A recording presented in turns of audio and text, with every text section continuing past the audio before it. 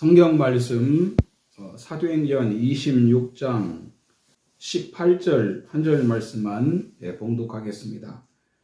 그 눈을 뜨게 하여 어두움에서 빛으로 사단의 권세에서 하나님께로 돌아가게 하고 죄사함과 나를 믿어 거룩해 된 무리 가운데서 기업을 얻게 하리라 하더이다. 저는 이 본문 말씀을 가지고 예수님이 고난을 받으신 이유에 대해서 잠깐 말씀을 드리겠습니다. 이 본문 내용은 예수님이 바울을 택하셔서 왜 우리에게 복음을 전하게 하셨는지에 대한 말씀입니다. 이 본문 16절에 보면은 일어나 너의 발로 서라.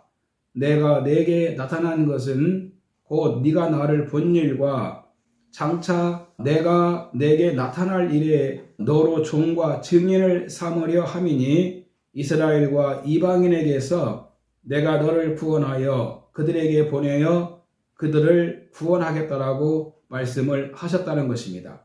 그러면 예수님이 바울을 통해서 우리를 이방인들을 구원하시겠다고 하시는 말씀이 무슨 뜻입니까? 이 본문에 보면 다음과 같은 내용들이 있습니다. 첫 번째는 그 눈을 뜨게 하여 어두움에서 빛으로 나오게 하신다는 겁니다.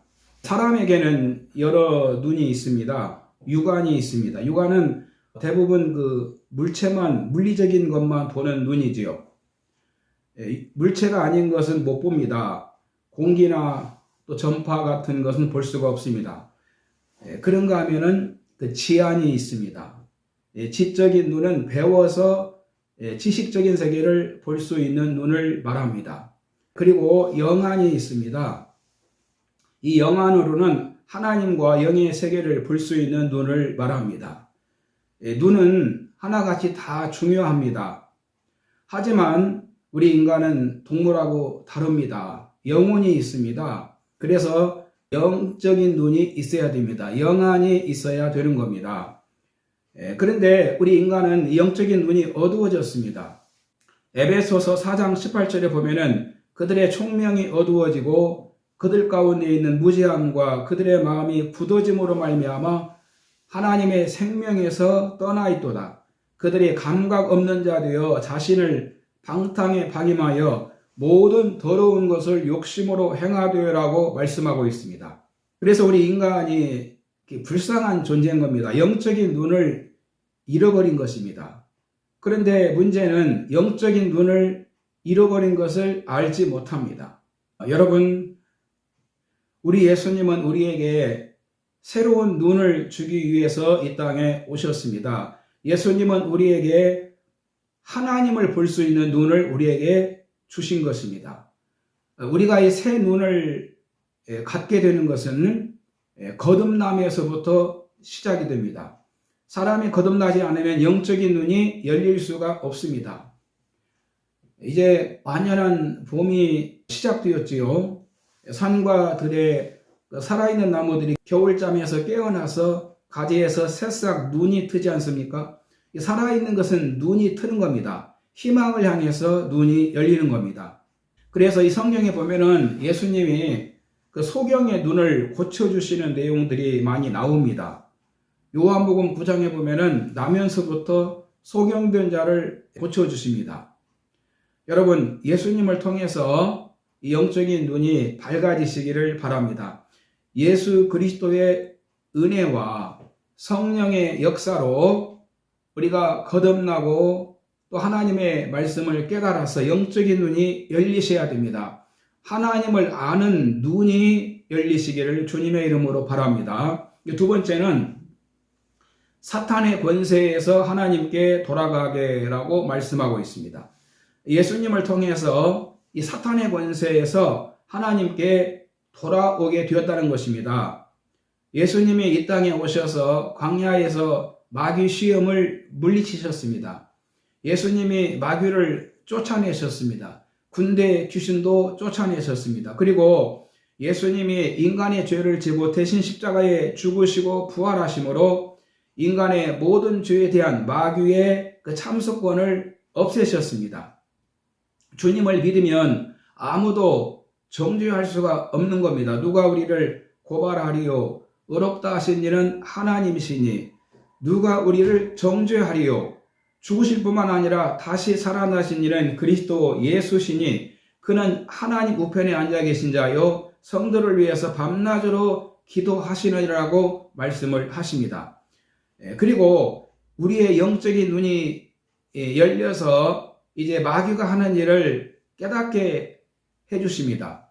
여러분, 우리는 이 마귀가 하는 일을 알게 되고 그리고 하나님의 말씀과 주님의 보혈로 마귀를 대적할 수 있게 된 겁니다.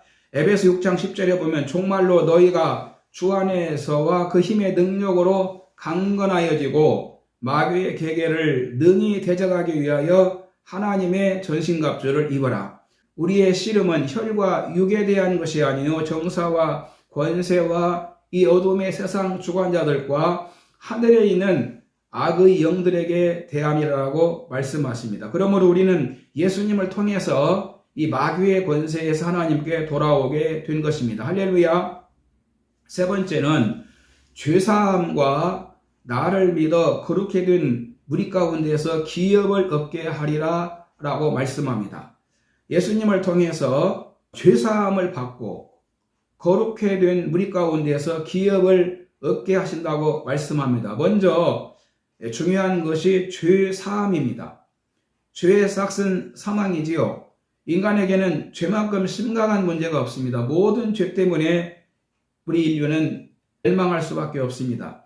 죄 때문에 하나님을 잃어버렸고 하나님을 가까이 할 수 없고 죽음이 찾아왔고 죄로 인해서 저주가 찾아온 것입니다.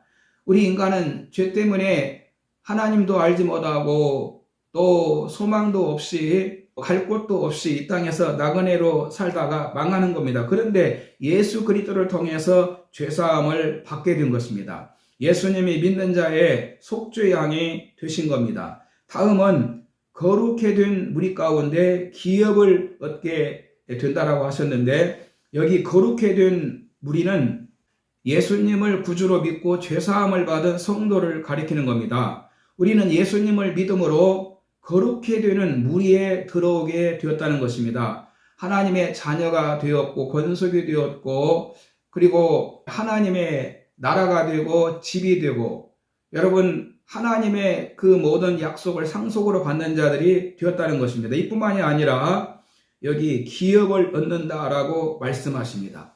이 기업이 무엇입니까? 사전적인 의미로 보면 기업은 기초가 되는 사업 또는 그 대대로 물려 내려오는 재산과 사업을 기업이라고 합니다. 우리가 나에게 어떤 기업이 있느냐에 따라서 내 인생이 달라지는 것이죠. 나에게 어떤 기업이 있느냐에 따라서 내 인생의 위치가 달라지는 것이지요. 그 새 정부 인수위원장이신가요? 그 안철수 위원장님이 국무총리를 할 수 없다는 말이 있는 것 같습니다. 이유는 그분이 가지고 있는 그 주식이 너무 많아서 공직자가 되려면은 일정 부분만 남기고 다 팔아야 하는데 팔 수가 없어서 어렵다는 얘기입니다. 주식이 그분이 가지고 있는 기업이지요. 그러면 우리 성도에게 가장 중요한 기업은 무엇일까요? 네, 세상살이에도 기업이 있어야 됩니다. 그러나 진짜 기업은 나에게 하나님이 계셔야 된다는 것입니다. 에가서 3장 24절에 보면 내 심령에 이르기를 여호와는 나의 기업이시니 그러므로 내가 그를 바라리라 하도다. 여기 보면은 여호와가 나의 기업이시니라라고 말씀하십니다. 우리는 하나님이 나의 기업이 되시면은 사는 것입니다. 그 찬송가에 보면은 나의 영원하신 기업 생명보다 귀하다. 나의 갈 길 다가도록 나와 동행하소서. 여러분 이 찬송 잘 아시잖아요. 나에게 생명보다 귀한 기업이 있습니까? 이 세상에 내 생명보다도 더 귀한 기업이 어디에 있습니까? 없습니다.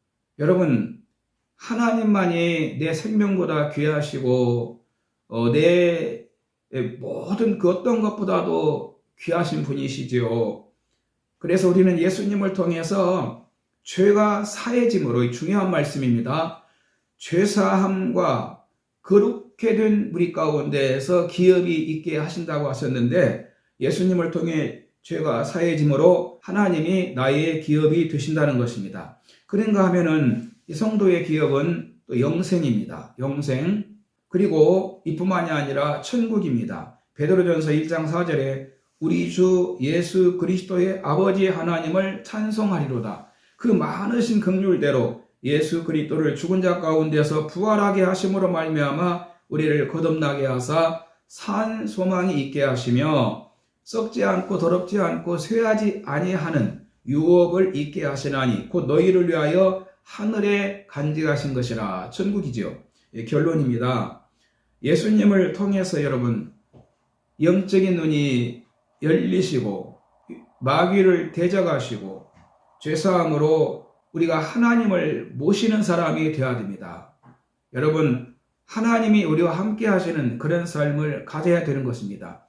바로 예수님은 이 일을 위해서 이 땅에 오셨고, 이 일을 위해서 우리를 위해 고난을 받으셨고 3일 만에 부활하셨고, 그리고 주님의 종들을 택하시고 세우셔서 주의 복음을 우리에게 전해 주신 것입니다. 할렐루야.